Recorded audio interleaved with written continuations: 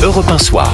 19h, 21h, Pierre de Villeneuve. Toujours avec Vincent Roy et Jean-Michel Salvatore pour commenter l'actualité marquée par les consultations qui continuent à Matignon, même si Monsieur Bayrou a décidé d'aller à Pau parce qu'il tient à sa ville, parce qu'il voulait assurer le conseil municipal de Pau. Ça lui a pas empêché d'assister à la,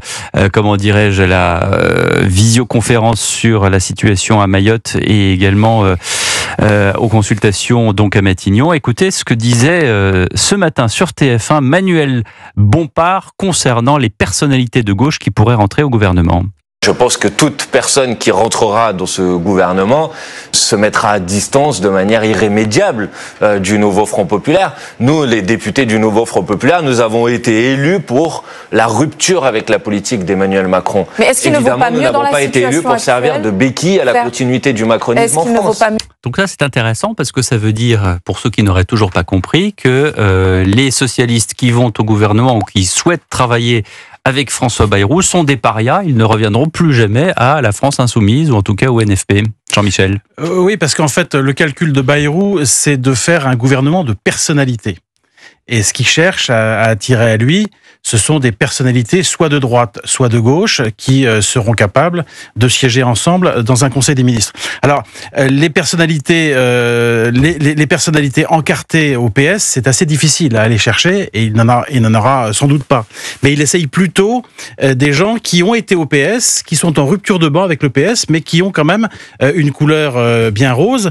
Et là, on pense évidemment à Elisabeth Borne, qui il pourrait proposer un ministère important. Pourquoi pas le Quai d'Orsay, par exemple, ou les armées, on ne sait pas.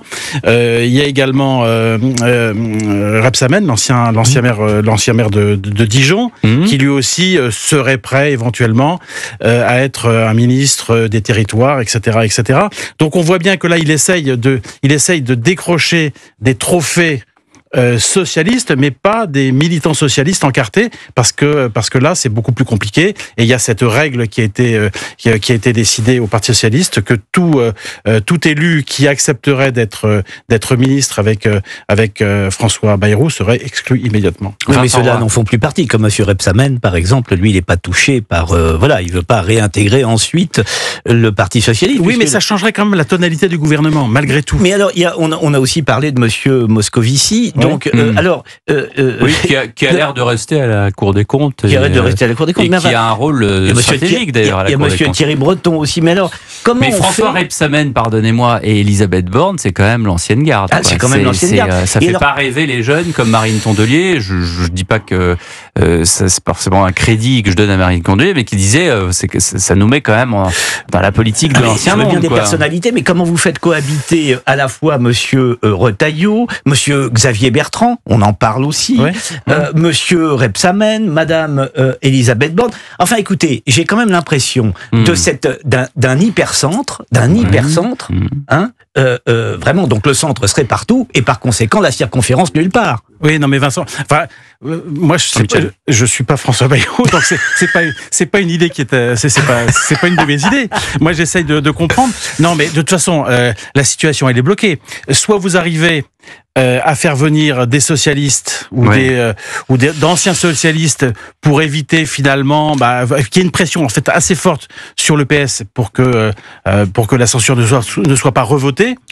Soit on laisse filer et dans ce cas-là, les mêmes causes reproduiront les mêmes effets et on aura une censure égale à celle qu'on a eue avec Michel Barnier, avec l'association du Rassemblement National, l'association du PS, de LFI, des écolos et des communistes. Donc si on veut en sortir, il faut essayer de trouver une solution. Bon, Bayrou, il essaye cette solution-là. Je suis pas en train de vous dire que c'est une solution formidable. On voit bien que c'est aussi une solution qui est une solution pour ne rien faire et plus une solution pour durer que pour faire. Oui. Bon, mais il n'empêche quand même que s'il y a 2, 3, 4 personnalités qui viennent de la gauche au gouvernement, ça sera plus difficile au Parti socialiste de censurer que s'il n'y en a pas. Alors, on va voir s'il y a des surprises dans ces personnalités qui rentrent au gouvernement. Et dans la série, je parlais de la France de demain.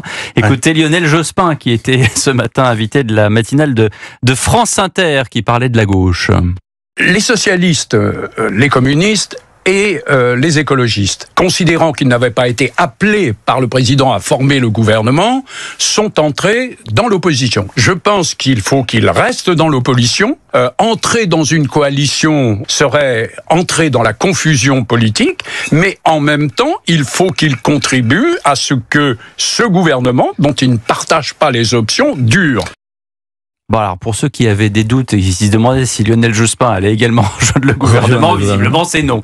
Vincent Roy. Il est plus révolutionnaire alors, Lionel Jospin. Vous me direz, bon, c'est un lambertiste qui s'est converti au socialisme assez vite, mais là, je l'ai entendu également ce matin critiquer Monsieur Mélenchon. Il dit ouais, pas de révolutionnarisme. Enfin, tout parce ça. Que lui, il appelle à une opposition de gauche, mais de gauche entre guillemets modérée. Oui, lui, il rêve comme beaucoup d'autres d'un SPD à la française, même si on voit ce qui se passe avec le SPD en Allemagne, en ce moment, ça marche pas très bien. Ça donne pas des résultats formidables. Non, mais écoutez, là pour le coup, ça me paraît totalement bancal. Encore une fois, tout ça est mou. Alors il faut que ça dure, oui, je ne sais pas s'il faut que ça dure. De toute façon, ça durera autant que Marine Le Pen le décidera, point, comme encore une fois. C'est elle qui a le doigt sur la gâchette. Mais oui, effectivement, les mêmes causes produisent les mêmes effets, et le PS aussi quand même. Mais enfin, écoutez, ils sont moins nombreux. Non, mais si vous mettez le doute chez les socialistes... Ils sont 66, le PS. Ils sont 66. Oui. Et le RN, ils sont 143, si vous comptez les socialistes qui fonctionnent avec le... Parce que le RN, stricto sensu, c'est 124. Voilà. Et il faut considérer que M. Faure a, à mon avis, l'esprit beaucoup plus tourné vers le congrès qui l'attend, puisqu'il y a un congrès du Parti socialiste qui va se déclencher dans pas longtemps, et M. Faure, lui, tient fort, si j'ose dire, et sans jeu de mots, à garder son poste.